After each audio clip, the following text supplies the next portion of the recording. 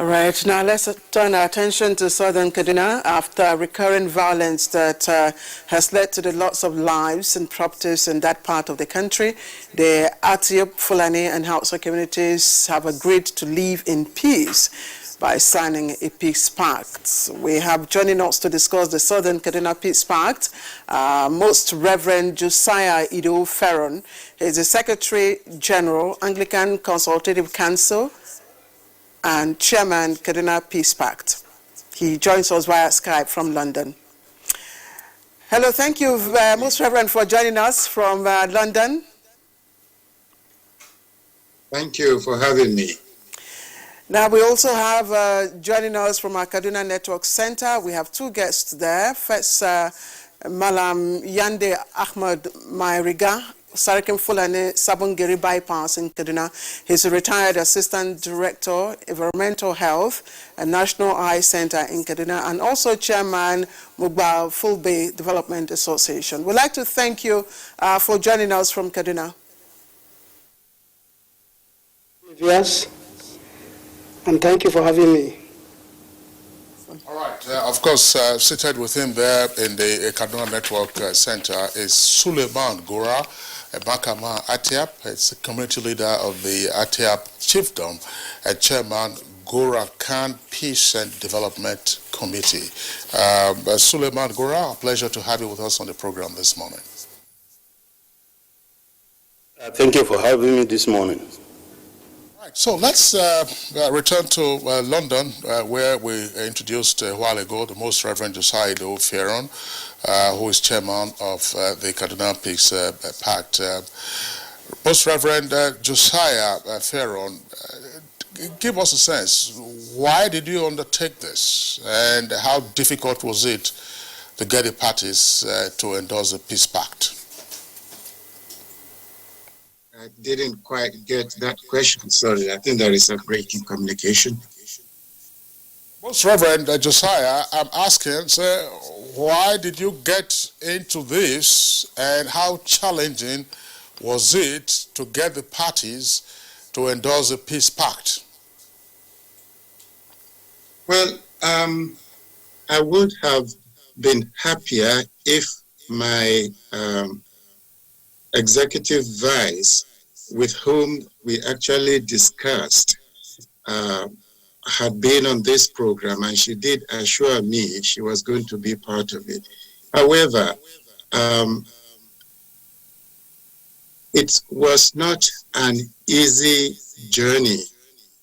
She and the other commissioner, Hajia Khadija, had series of consultations behind the scenes, which eventually culminated into the peace agreement that was signed on the 22nd, which was last week, Saturday of this month.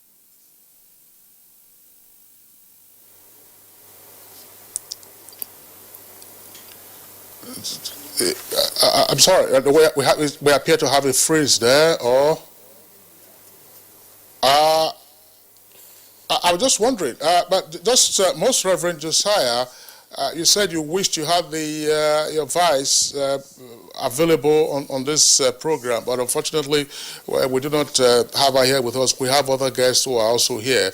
But the other leg of my question had to do with how challenging was it to get the parties together, considering what had played out in recent past, and indeed not so recent past, in terms of the bloodletting and destruction of property? Okay, now I got the second part of the question. Well, first and foremost, everybody in that particular part of the state and the entire people of Kaduna State, we commiserate and we feel the loss of so many lives, property destroyed, and people not being able to actually go to their farms or to go to their places of work. Everybody felt, look, enough was enough. That was one thing.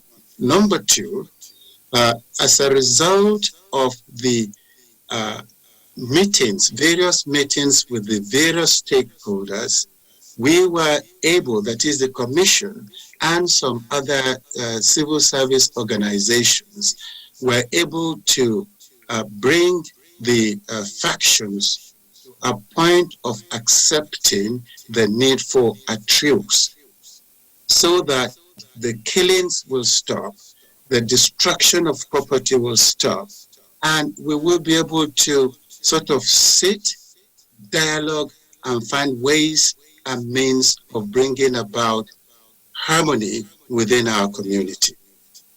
So it was hard work, but everybody feels it's enough, enough is enough. Let's sit together and sort out this problem, which is an ongoing problem.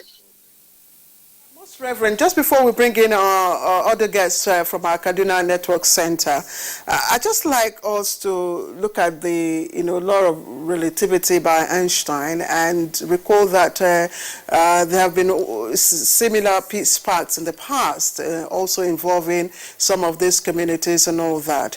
So what is this particular peace pact advocating? Are we repeating the same process all over again? Now, as I said, what is the difference? The difference is in our expectation. Look, in every situation, there has to be a commitment to an attitudinal change. That's number one. And we are perceiving that there is a commitment to having a change of attitude. And under this change of attitude, we are again hoping that the concept of common secular security will now be brought to the forefront of our relating together. And by that I mean that what is thought to be needed for the conviction of one community to flourish is actually bound up with what is needed for the convictions of the other community to flourish. We have been able to put that on the table, and we are committed to pushing it, because history has taught us that one can best defend oneself by defending others. We've not been seeing this in the past, and we are hoping as a commission to promote that spirit. That is, the best way to defend my community is to defend the others, so that together we will be able to work on what we have agreed upon. That's what makes the difference, and the Commission is committed to promote that, to propagate it, and to actualize it. I repeat, it is the concept of common secular security. All right, Most Reverend Josiah, thank you very much. Just before we bring in two guests in Kaduna one more time, you've used the word commission. To which commission are you referring, so that we get it very clear? Commission. Yeah, Kaduna which commission is that? State Peace Commission, of which I am chair, and that's the reason for my being on this program. And that was why I said earlier on, my executive chair was actually expected to have partnered with me on this program. All right, thank you very much. So now let's go over to our Kaduna Network Center, where we earlier introduced two gentlemen, Malam Yande Ahmad Meriga, Sarikin Fulani, Sabungeri Bypass in Kaduna, as well as Suleiman Gura Makaman Atiap, the community leader of Atiap Chiefdom. Gentlemen, you've listened to the Most Reverend Josiah outlined the issues in the Peace Pact. Apart from having common secular security, he also said that a key ingredient in the Peace Pact is attitudinal change. And I ask you, gentlemen, what attitude needs to change? Exactly. Well, thank you very much. I think the esteemed Reverend gentleman have said it all. But I want to go back to one of the things that is good about this particular peace initiative: community ownership. Government agencies and so many people over the years have made effort in order to bring this kind of peace by calling all the parties together to sit down and discuss the way forward. But this time, this particular peace effort is developed, engineered, and by the communities themselves, under the leadership of the Ogua Tiap in Zangon Kataf local government of southern Kaduna. Immediately this crisis started, the first thing he did was to call a meeting of his council and members of the different tribes that live within the chiefdom in order to open discussions as to how do we overcome this particular problem. The next step he did was to reach out to those in authority so that we will be able to carry them along to assist the community in this particular peace process that he initiated.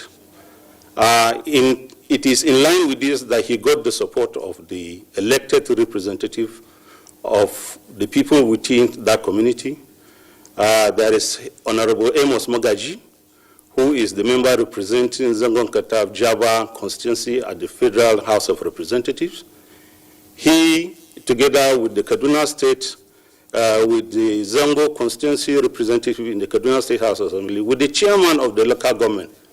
These are the structures that we have on ground, recognized by law, recognized by government, and recognized even by our tradition and custom as leaders within this community. These particular people that I mentioned sat down together with His Royal Highness and started the process of this particular peace initiative. It is after we have gone far in our attempt to develop a framework in which we want to approach this peace that we reach out and sought the support of the Kaduna State government, the Nigerian Army, the DSS, and the Nigerian Police Force. And all these agencies gave His Royal Highness the maximum support he needed. First and foremost, we had a problem at that time where we had people who were completely scattered in different parts of the state. Some of them have run into IDPs camps, and we needed to bring them to the table to discuss. But our brothers, the Hausas, the Fulanis, and even the Ketabs, they expressed fear as to the security to give room for all these parties to sit down. And we are lucky that the commander in charge of the Operation Lafia Doli, Major General Konko, Commissioner of Police, and the Director of Police assured us, together with the Executive Governor of Kaduna State, Malam Nasiru Ahmed Irfai, that they were going to give all the necessary backing for us to embark on this.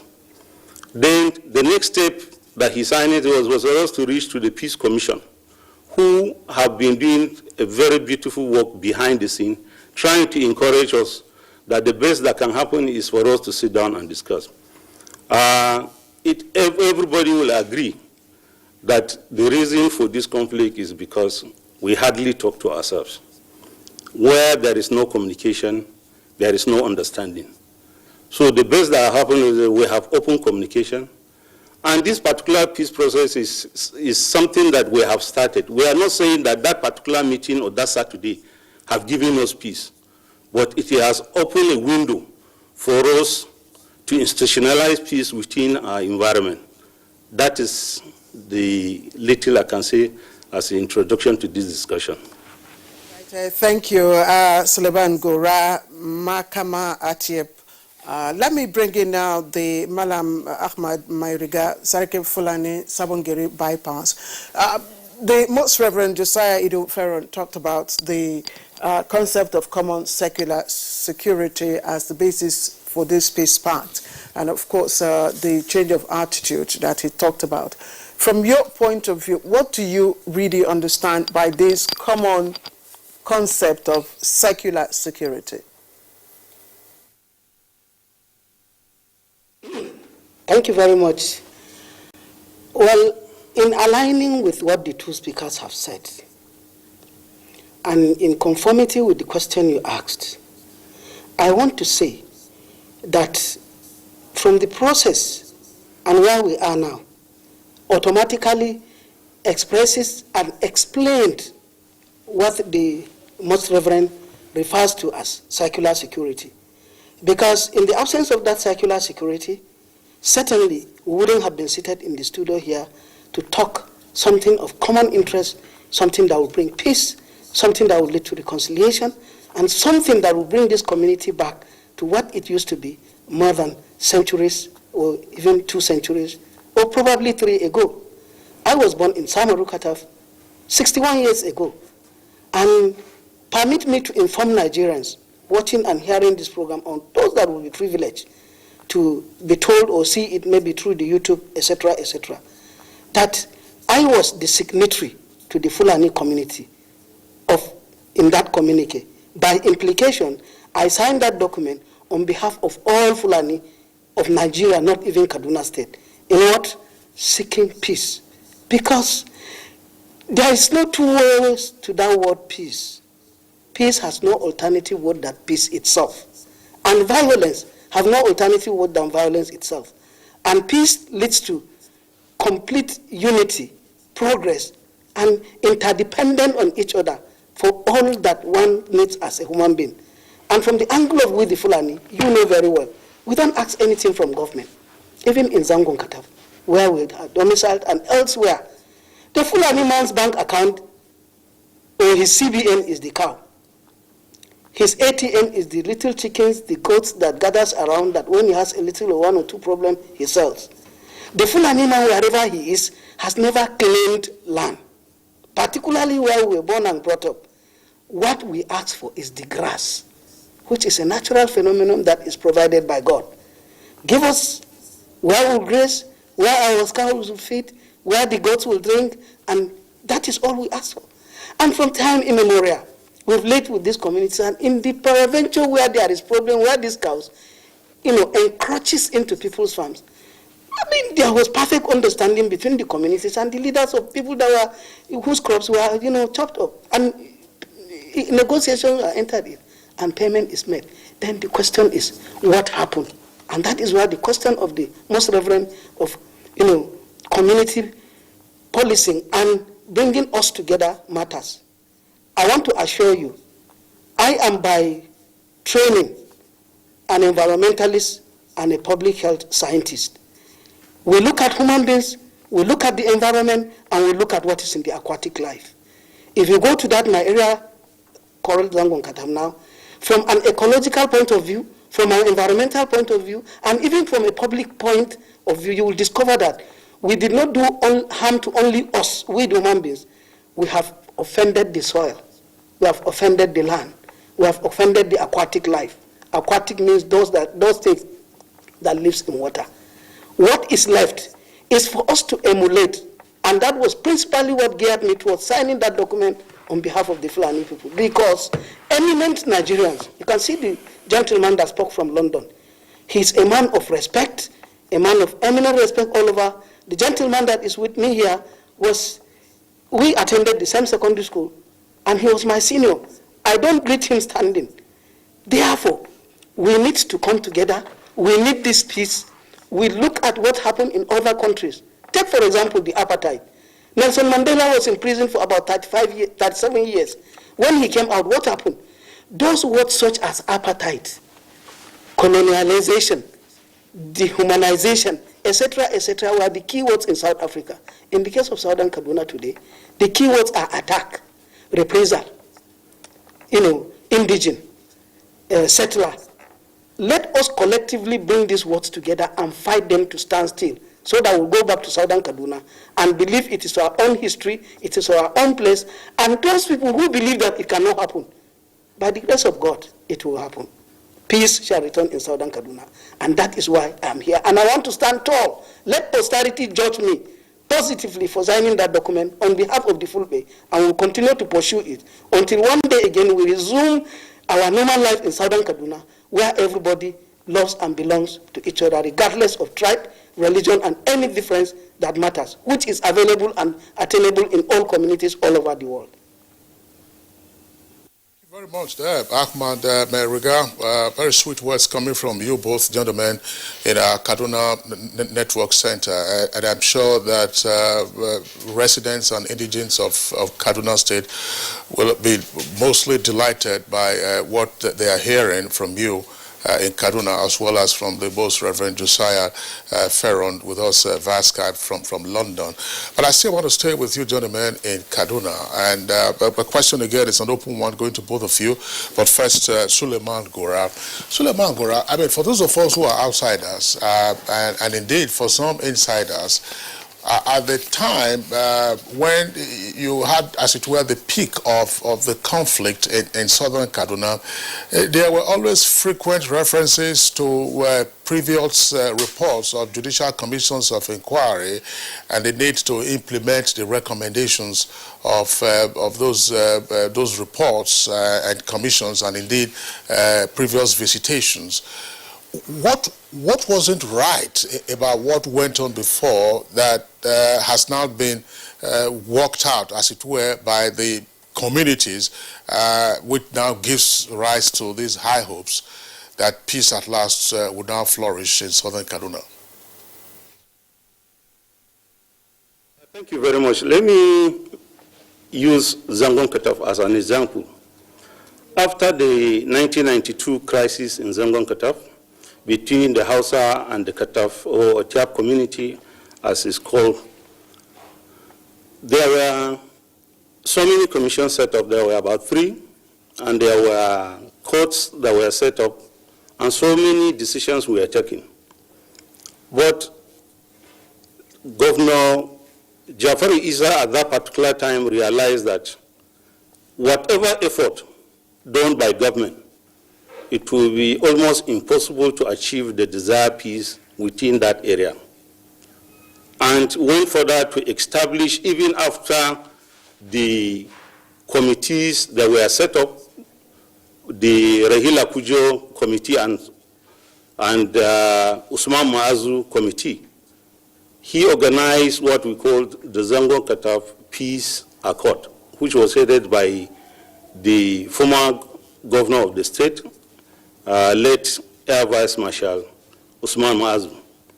And the whole essence was to take this peace effort to the community. A lot of decisions were taken, and it was now left for government to implement these decisions. It is agreed that some of the decisions that were taken were implemented. That gave birth to the establishment of most of the chiefdoms that you find today in southern Kaduna. That led to the granting of a constituency to the Hausa community in Zangon Kataf. That led to the giving the Zangon Kataf community a district head that represents them within the Tiap chiefdom. And that also led to the bringing in the Fulanis and the Hausas into the traditional council of the Tiap chiefdom. These are people which is the highest decision-making body, and everybody was represented in it. But there were a few issues that were remaining. That's the issue in respect of land and some little ones. The late Ogwatiap and the present Ogwatiap made effort in order to see that these issues are resolved amicably within the communities. They appointed committees under the distinguished leadership of retired Air Vice Marshal Shekari, who was one-time military governor of Kaduna and a prominent son of the chiefdom, and brought in both Hausa and other communities into that committee for those results. I am fortunate to be a member of that particular committee. We sat down for nearly 2 to 3 years where we did deliberations, we were able to visit communities and discuss on the issue of land. Areas that were discovered to belong to the Hausas, we agreed that they will be returned to them. Those that belong to Gataf will be given to them. What we had in that report, you will not believe it, that led to this current crisis, that led to this killing, was just about 2% of what was remaining out of nearly 100% of the implementation we are talking about. Being a community leader, a lot of us that sit outside, as you say, people who are outside, the assumption is that these things are there, and people talk about it. But those of us who are at the grassroots, who knows what is happening, these efforts, they have been there. And that is why, as we say, government must learn to follow things to the logical conclusions. When agreements are signed and the communities are willing to carry their own, and the government has a role to play, the government must play that role. Sad to say, as a retired civil servant, I have observed over the years, not only just in Kaduna or Southern Kaduna, but generally in Nigeria, when we have a case like this one, we all talk about it. We all make the noise. We all make the suggestions. But once we feel that the storm is calm, then we completely forget that we needed to make sure that we strengthen the boat so that when the storm comes back, it will not be able to rock the boat or even capsize it. That is the situation we continue to find ourselves. But like I say, this time we are taking ownership. We are not waiting for anybody. There are institutions. The biggest institution we have in Southern Kaduna today are the traditional leadership. Once they take leadership and they realize that everybody is theirs and they call us together to sit down, we will do, which is what the Ogwachap has done. I remember at the peace conference, when he spoke, his first statement is that he said, we are all guilty. Yeah. We have all killed. We have all maimed. But we are not here to sit down and trade blames and say it is you that first started killing me, or it is me that you that started killing. Let us sit down and say that have we done what is right? That he was calling us to sit down so that we'll be able to say, okay, we have made these mistakes. Where do we go from here? When we sit down and we start talking about history of 500 years, 2,000 years ago, that doesn't make any meaning to me. The most important thing is that the present generation, what are you doing? Our grandparents, if they stayed for 500 years and they didn't have the kind of conflict we have. You know, the sad thing about us is that our parents didn't go to school, but they did everything possible for us to be educated so that we'll be better than them, so that we'll be able to add value to that environment. But unfortunately, today we have doctors, we have generals, we have engineers, everybody. It is we that are producing drug addicts. It is we that are producing the youth that are murdering people. And the greatest tragedy that Nigerians must note about Kaduna State, especially between Kaduna and Southern, the Kaduna Central, Kaduna North, and the southern part of the state is the tragedy of this segregation that has taken place. Let me give you an example. The Zongo crisis that led to the segregation is 28 years today. And a child who was 10 years or even 15 years at that age, he should be around 35, 40. And he has lived an environment whereby he's segregated, primary school, nursery school. The only time he will know what diversity is when he gets to the university, possibly. And don't forget, from the primary school to the secondary school is where you develop character, develop opinion. The same thing with the Muslim who is living in the northern part. All he takes, all he knows is a Muslim, and he grows up seeing all these things. He has no interaction with his Christian brother. The Christian brother has no interaction with his Muslim brother. And he grows believing that he is not interacting with him because he's an enemy.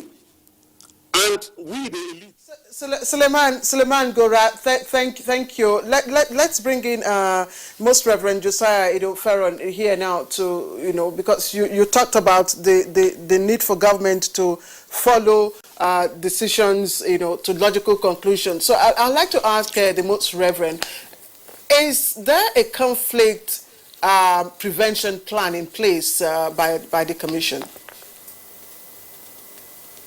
Yes. And that is a part of the program we are running. One major problem in our state, Kaduna State, is this. There is that ignorance of my own religion and the religion of my neighbor. So we, as a commission, are also committed to helping the two major religious communities, the Muslim and the Christian communities, to actually understand their own religion and to also understand the religion of their neighbor. That is one step in conflict prevention. Number two, it is not just having the head knowledge. We are also planning to help the two communities to work together. There is a need for cooperation. As Brother Suleiman has just said, we must look beyond the past.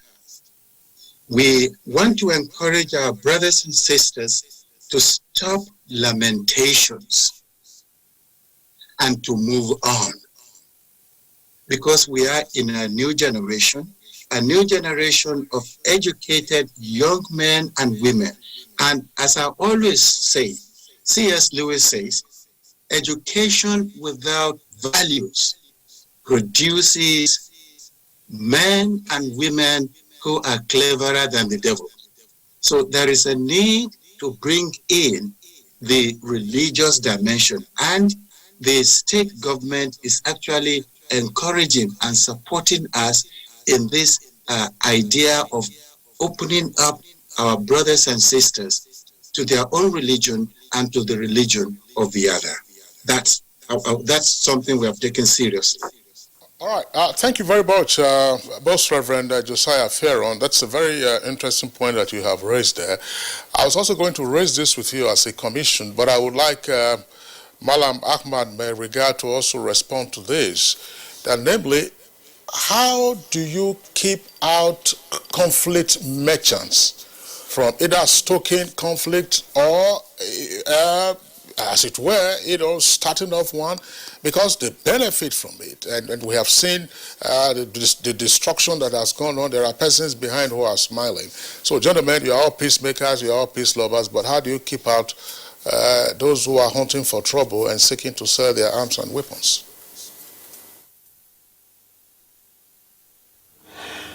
Well, I am with the opinion, and a very, very strong opinion indeed, that we, the Fulani, Hausa, and Atiap communities, should toil the path of Nelson Mandela. Nelson Mandela was asked in an international press conference where and why, after coming out of jail, he kept supporting people like Fidel Castro, he kept supporting people like Muammar Gaddafi, and he kept supporting people like Yasser Arafat. Even when from human rights records, intelligence, and whatever had proved that these people are enemies of the world, enemies of the West, etc., etc. Nelson Mandela told them, I believe you know that interview, that look, Yasser Arafat, Muammar Gaddafi, and indeed Fidel Castro of Cuba stood for South Africa in all ramifications, in fighting the war, that thing that happened, and not just by utterances or words of their mouth. They supported the struggle for the apartheid struggle in South Africa with their strength, with their wealth, with their everything. So if you think that by your own records, Yasser Arafat, Fidel Castro, and Muammar Gaddafi are enemies of the West, does not connote that they should be enemies of the people of South Africa. They are our people. I want to go and toy along that line to say that even when we signed this communique on that day, like I said, I was a signatory representing the Fulani community, cannot be and will not be, by the grace of God, distracted by people who will want to see that they derail this process. Like the Most Reverend said, that ensuring that peace returns in southern Kaduna is not just synonymous to, just saying it, or like what my brother said here, Suleiman, on just the screen and papers and whatever. It will be followed by action. I want to assure you. Malam Ahmed Mairiga, I'm sorry to interject. We're almost running out. In fact, we have run out of time. But first, let me appreciate Most Reverend Josiah Idowu Ferron, Secretary General, Anglican Consultative Council, and Chairman Kaduna Peace Pact Commission. We'd like to appreciate you very much. And also Suleiman Gora Makama Atiup, Community Leader of the Atiup Chiefdom, and Chairman Gora Gan Peace and Development Committee. Both of you, I'd like to thank you. And if you can just display for us, give yourselves a handshake to show, of course, the new Peace Pact. Malam Suleiman, and thank you very much. Thank you very much. Thank you very much. God bless you. God bless you. And so that's it on Good Morning Nigeria for today. We'd like to appreciate all of you. Kingsley. All right, yeah, that's a sweet one. But we hope that in our studios there are hand sanitizers, so that in compliance with the coronavirus protocols, you sanitize your hands. So gentlemen, we appreciate you. Best of luck to you all and to the people of Kaduna and indeed Nigeria. So that's it for us on Good Morning Nigeria today and indeed for the week. Program returns on Monday, same time, 7 o'clock in the morning. Stay safe and be well. I'm Kingsley Osadolo. I'm Claire Delabo Abdulrazak. Bye-bye.